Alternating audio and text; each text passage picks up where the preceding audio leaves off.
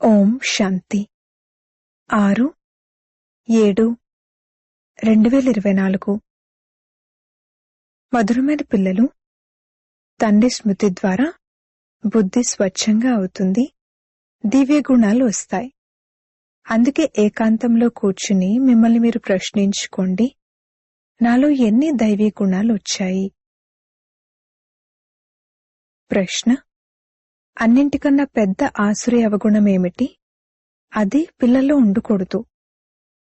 జవాబు: అన్నింటికన్నా పెద్ద ఆసురీ అవగుణం ఎవరితోనైనా టఫ్గా మాట్లాడటం లేక కఠినంగా మాట్లాడటం.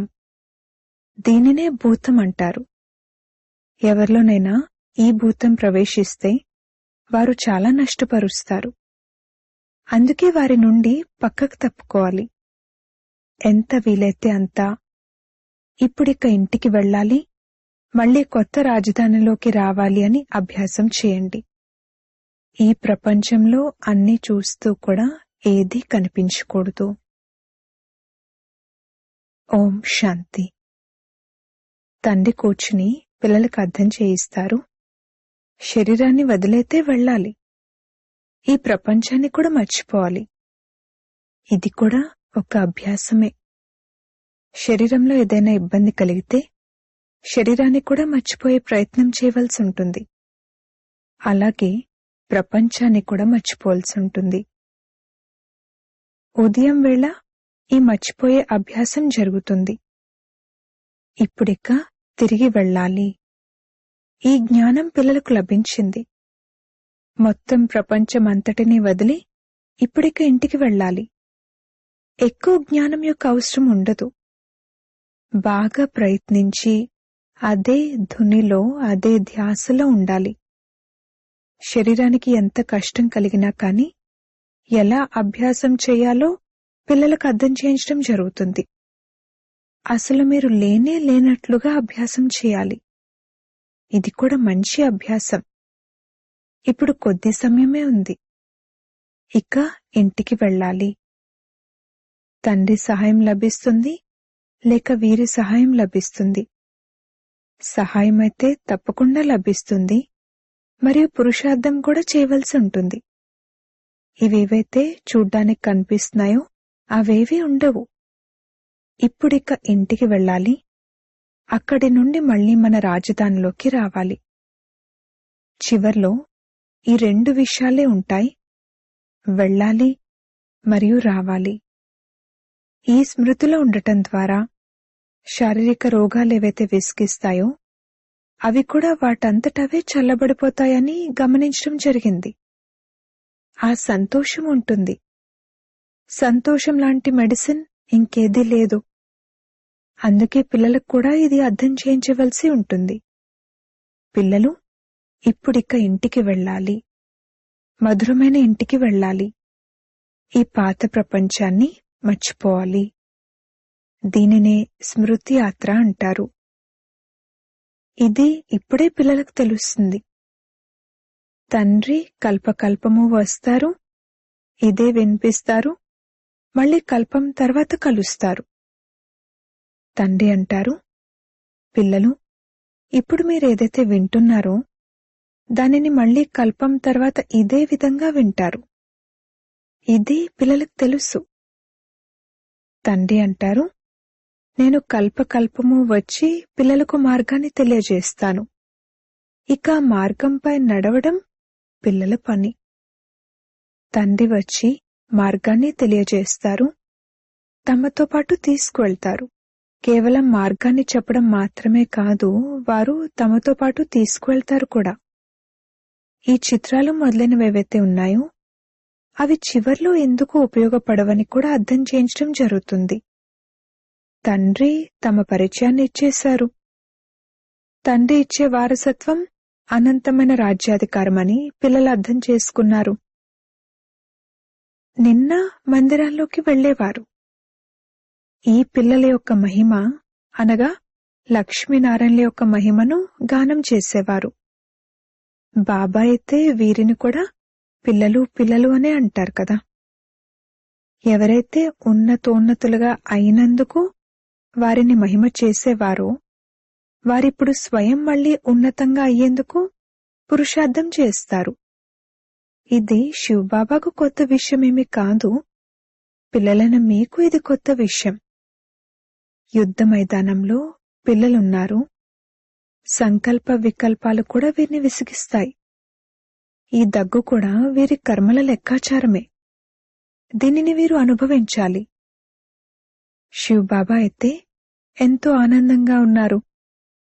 వీరు కర్మాతీతంగా అవ్వాలి.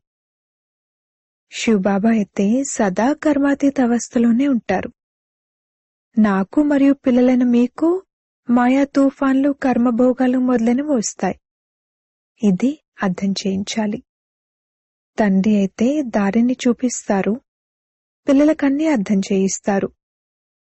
ఈ రథానికి ఏమైనా అయితే దాదాకేదో అయ్యింది అని మీకు ఫీలింగ్ వస్తుంది. బాబాకేమీ కాదు, వీరికే అవుతుంది. జ్ఞాన మార్గంలో అంధశ్రద్ధతో కూడిన విషయమేదీ ఉండదు. తాను ఏ తనువులోకి వస్తారు అనేది తండ్రి అర్థం చేయిస్తారు. అనేక జన్మల అంతిమంలోని పతిత తనువులోకి నేను ప్రవేశిస్తాను. ఏ విధంగా ఇతర పిల్లలున్నారో అలాగే నేను ఉన్నానని దాదా కూడా అర్థం చేసుకుంటారు. దాదా పురుషార్థి, వారు సంపూర్ణులు కాదు. ప్రజాపిత బ్రహ్మ పిల్లలైన బ్రాహ్మణులైన మీరందరూ విష్ణు పదవిని పొందేందుకు పురుషార్థం చేస్తారు. లక్ష్మీనారాయణలనండి, విష్ణు అనండి, విషయమైతే ఒక్కటే. తండ్రి అర్థం చేయించారు కూడా. ఇంతకు ముందు అర్థమయ్యేది కాదు. బ్రహ్మ విష్ణు శంకర్లను అర్థం చేసుకోలేదు. అలాగే తమను తాము కూడా అర్థం చేసుకునేవారు కారు. ఇప్పుడైతే తండ్రిని, బ్రహ్మ విష్ణు శంకర్లను చూడడంతోనే ఈ బ్రహ్మ తపస్య చేస్తున్నారు అని బుద్ధిలోకి వస్తుంది. అవే శ్వేత వస్త్రాలున్నాయి. కర్మాతీత అవస్థ కూడా ఇక్కడే ఉంటుంది. ఈ బాబా ఫరిష్తాగా అవుతారు అని ముందుగానే మీకు సాక్షాత్కారం అవుతుంది. మేము కర్మాతీత అవస్థను పొంది నంబర్వార్గా ఫరిష్తాగా అవుతామని మీకు కూడా తెలుసు. ఎప్పుడైతే మీరు ఫరిష్తాలుగా అవుతారో అప్పుడిక యుద్ధం జరుగుతుందని అర్థం చేసుకుంటారు. వేటగానికి వేట, వేటకు మృత్యువు అన్న ఈ అవస్థ చాలా ఉన్నతమైన అవస్థ. పిల్లలు ధారణ చేయాలి. మేము అంతా చుట్టి వస్తున్నాము అన్న నిశ్చయం కూడా ఉంది. ఇంకెవరూ ఈ విషయాలను అర్థం చేసుకోలేరు. ఇది కొత్త జ్ఞానము మరియు పావనంగా అయ్యేందుకు తండ్రి స్మృతిని నేర్పిస్తారు. తండ్రి నుండి వారసత్వం లభిస్తుంది అని కూడా అర్థం చేసుకుంటారు. కల్పకల్పము తండ్రికి పిల్లలుగా అవుతారు. 84 జన్మల చక్రాన్ని తిరిగి వచ్చారు.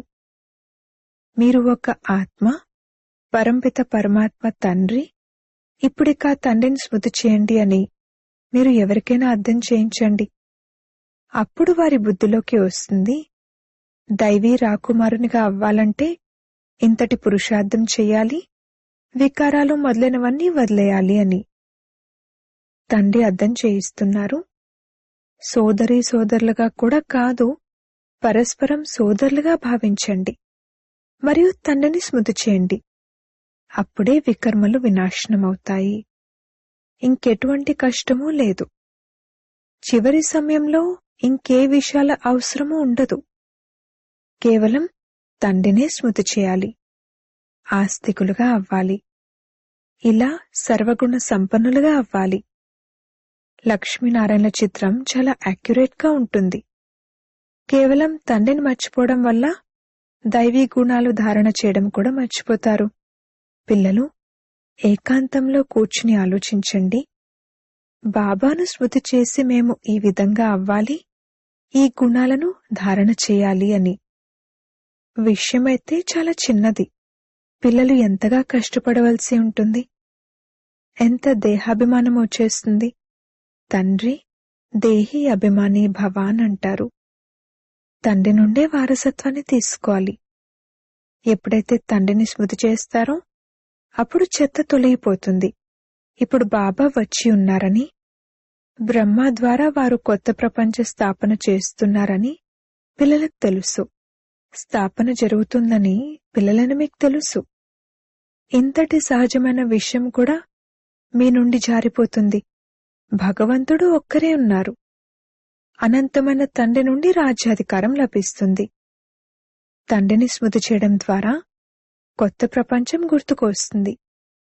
అబలలు, గూని ఉన్న స్త్రీలు కూడా చాలా మంచి పదవిని పొందగలుగుతారు. కేవలం స్వయాన్ని ఆత్మగా భావిస్తూ తండ్రిని స్మృతి చేయండి. తండ్రి అయితే దారిని చూపించారు.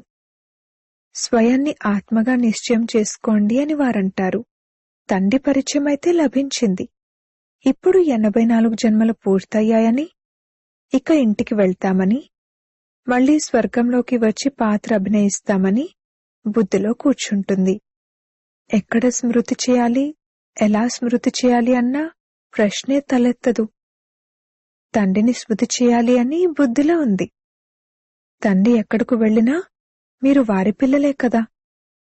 అనంతమైన తండ్రిని స్మృతి చేయాలి. మీరిక్కడ కూర్చున్నప్పుడు మీకు ఎంతో ఆనందం కలుగుతుంది. తండ్రిని సమ్ముఖంగా కలుసుకుంటారు. శివబాబా జయంతి ఎలా జరుగుతుంది అని మనుషులు తికమకపడతారు. శివరాత్రి అని ఎందుకంటారో కూడా అర్థం తెలీదు.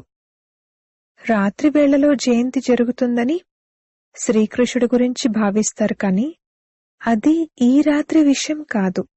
ఆ అర్థకల్పపు రాత్రి పూర్తవుతుంది. మళ్లీ తండ్రి కొత్త ప్రపంచ స్థాపన చేయడానికి రావాల్సి ఉంటుంది.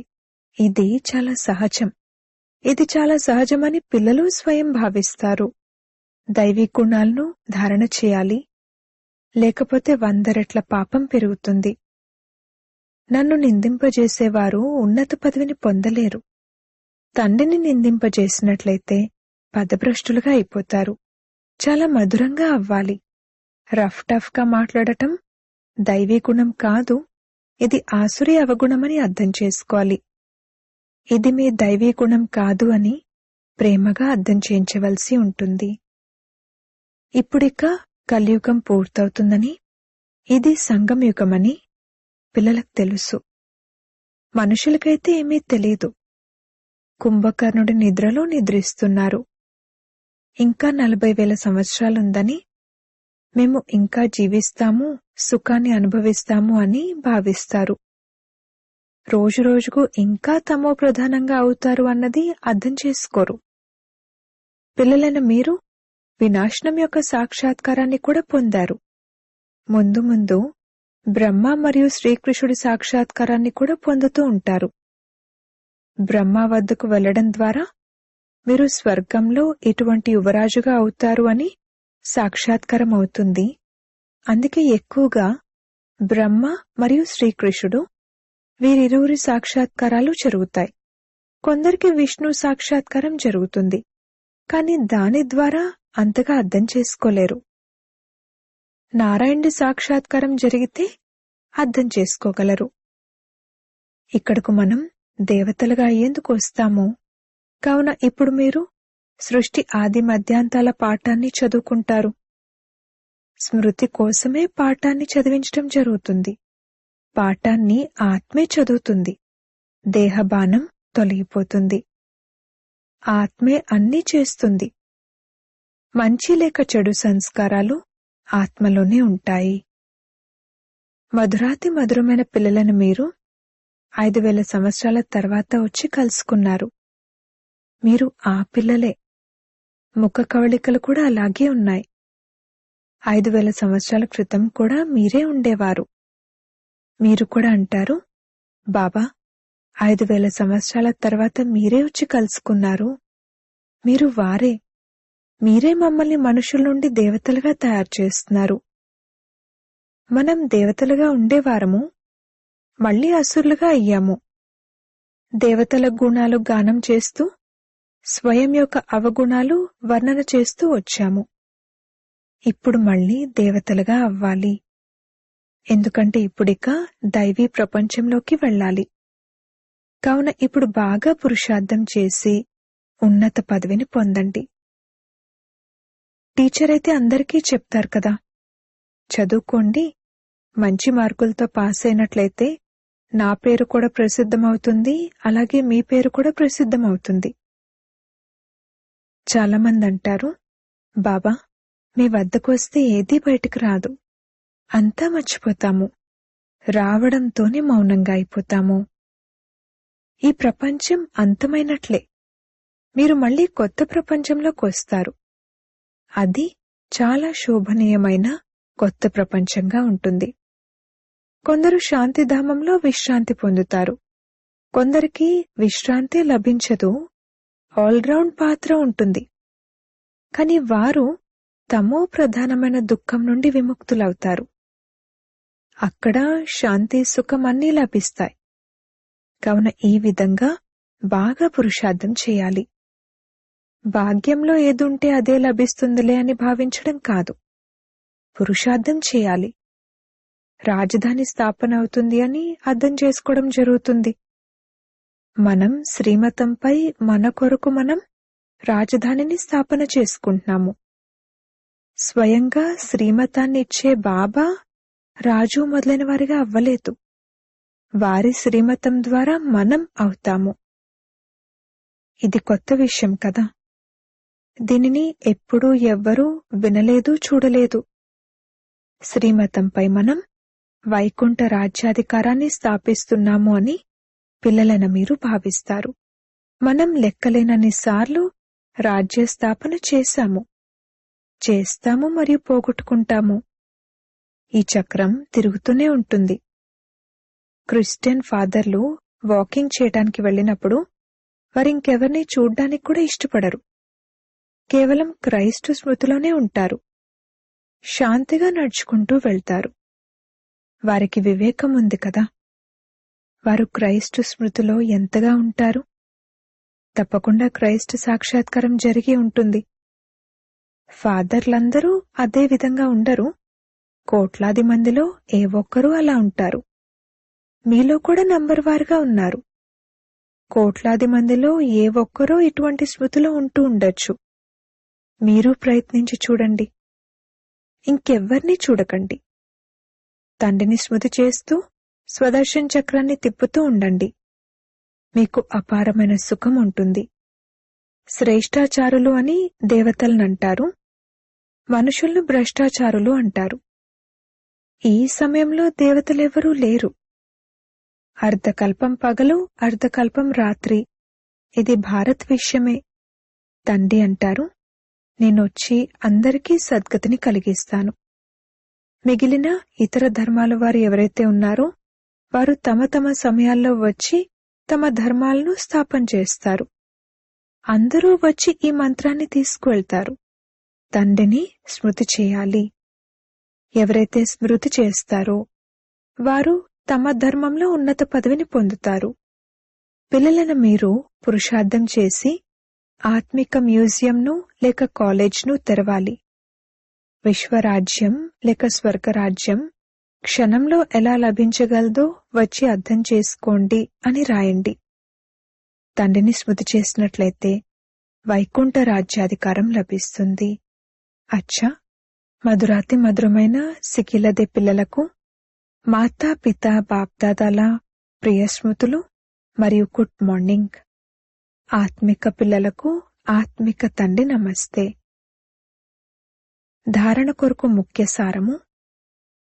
మొదటి పాయింట్, నడుస్తూ తిరుగుతూ ఒక్క తండ్రి స్మృతి మాత్రమే ఉండాలి. ఇక వేరే ఏది చూస్తున్నా కూడా అది కనిపించకూడదు. ఇటువంటి అభ్యాసం చేయాలి. నాలో దైవీ గుణాలు ఎంతవరకు వచ్చాయి అని ఏకాంతంలో మిమ్మల్ని మీరు చెక్ చేసుకోవాలి. రెండవ పాయింట్, తండ్రిని నిందింపజేసే విధమైన కర్మలేవీ చేయకూడదు. దైవీ గుణాలు ధారణ చేయాలి. ఇప్పుడిక ఇంటికి వెళ్ళాలి, మళ్లీ మన రాజధానిలోకి రావాలి అన్నది బుద్ధిలో ఉండాలి. వరదానము, సేవలలో శుభభావన యొక్క ఎడిషన్ ద్వారా శక్తిశాలి ఫలాన్ని ప్రాప్తి చేసుకునే సఫలతా మూర్త భవ. ఏ సేవ చేస్తున్నా అందులో సర్వాత్మల సహయోగపు భావన ఉండాలి. సంతోషపు భావన మరియు సద్భావన ఉండాలి. అప్పుడు ప్రతి కార్యం సహజంగా సఫలమవుతుంది. ఏ విధంగా పూర్వకాలంలో ఎవరైనా ఏదైనా కార్యం చేయటానికి వెళ్ళినప్పుడు వారు మొత్తం పరివారం వారి నుండి ఆశీర్వాదాలు తీసుకుని వెళ్లేవారు. అలా వర్తమాన సేవలలో దీనిని యాడ్ చేయాలి. ఏ కార్యాన్నైనా ప్రారంభించే ముందు అందరి శుభభావనలను శుభకామనలను తీసుకోండి. సర్వుల సంతుష్టత యొక్క బలాన్ని నింపండి. అప్పుడు శక్తిశాలి ఫలం వెలువడుతుంది. స్లోగన్: ఏ విధంగా తండ్రి జీ హాజిర్ అనంటారో అలా మీరు కూడా సేవలో జీ హాజిర్ జీ హజూర్ సరే ప్రభు అని అన్నట్లయితే పుణ్యం జమ అవుతుంది. ఓం శాంతి.